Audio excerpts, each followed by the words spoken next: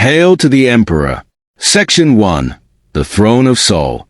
The Sol system was the heart of the Terran Empire, and Earth was its crown jewel. From the marble spires of the Imperial Palace, Emperor Alexander Titus the Unyielding ruled over 1 billion worlds. His name was spoken with reverence on human and alien lips alike, though the latter often with fear.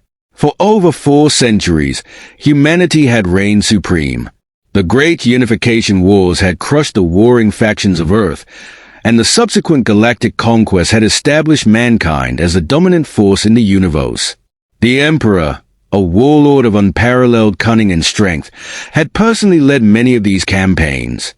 His golden armor, a relic from the days of the First Conquest, gleamed under the artificial suns of the imperial capital. But peace had made the empire complacent. The once mighty fleets had turned to ceremonial parades, and governors ruled their sectors with a laxity that had not been seen in centuries. It was in this era of false security that the Zalari Dominion, a coalition of conquered alien species, rose in rebellion. The Zalari were once a scattered race, divided by tribal conflicts. But under High Sovereign Zedshar, they had become something far deadlier. Using stolen human technology, they had built an armada, striking deep into Imperial space before the Empire could react. Dozens of colonies had fallen. The Imperial fleets, unprepared for war, had been shattered. For the first time in 300 years, the Emperor convened the High Council in the War Chamber. The room was an ancient relic, its walls lined with banners from humanity's greatest victories. Generals, admirals, and high-ranking officials stood in disciplined silence, awaiting their ruler's command.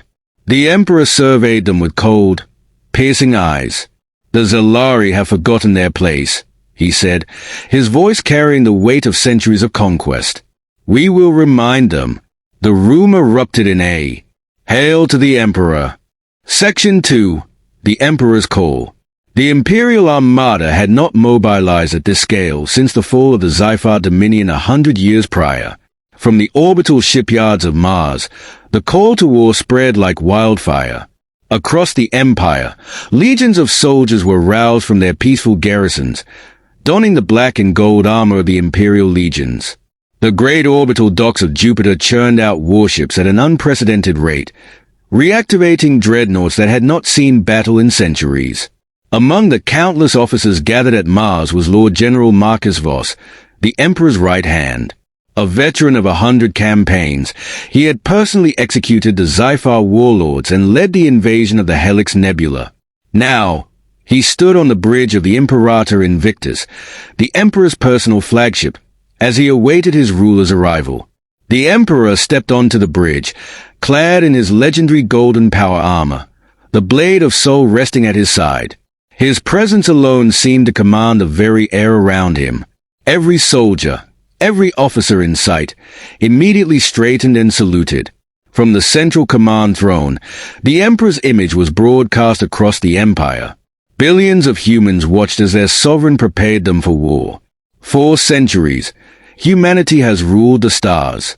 We have broken those who dared to defy us, forged an empire where none shall suffer under the heel of alien tyrants.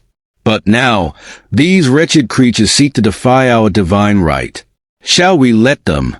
A resounding "No" erupted across every military outpost, every warship, every planetary garrison. Then we march. For humanity. For the Empire. Hail to the Emperor. The response shook the very void of space. Hail to the Emperor. With that, the Armada surged toward war. Section 3. The Battle of Eridani Prime. Eridani Prime, a strategic world on the edge of Imperial space, was the last line of defense before the Zalari could reach Earth itself. The once thriving metropolis was now a battlefield of ruin, its cities crumbling under the relentless assault of alien warships.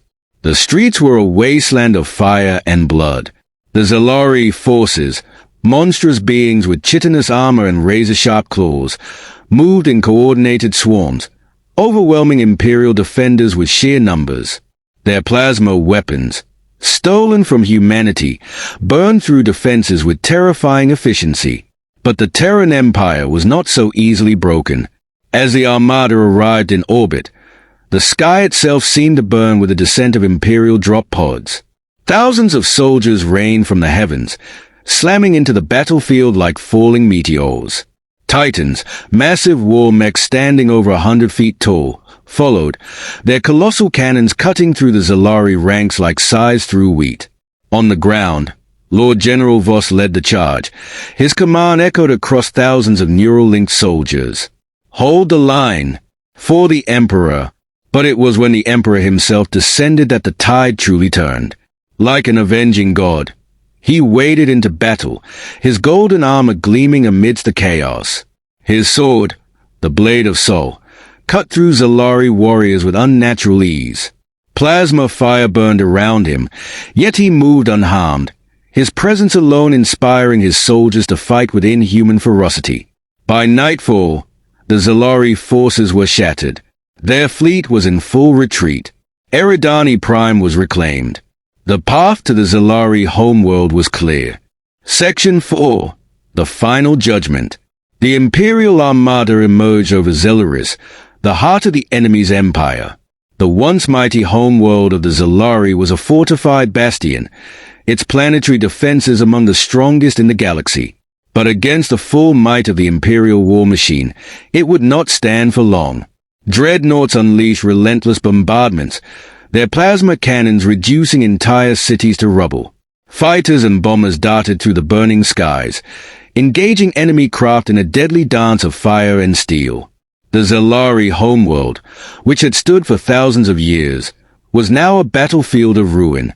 Then came the ground assault. The Emperor led his elite Praetorian Guard into the enemy's stronghold, cutting down resistance with terrifying efficiency. The once defiant Zalari warlords were reduced to cowering cowards, their forces crumbling under the overwhelming assault. Deep within the ruined citadel, the Emperor confronted High Sovereign Zed Shah.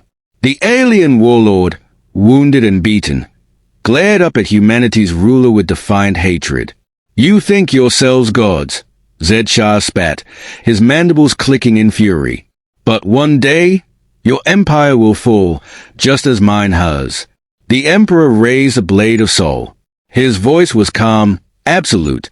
"Perhaps, but it will not be today." With a single stroke, he ended the Zalari rebellion. Section 5. The Eternal Empire. With the fall of Zelaris, the war was over.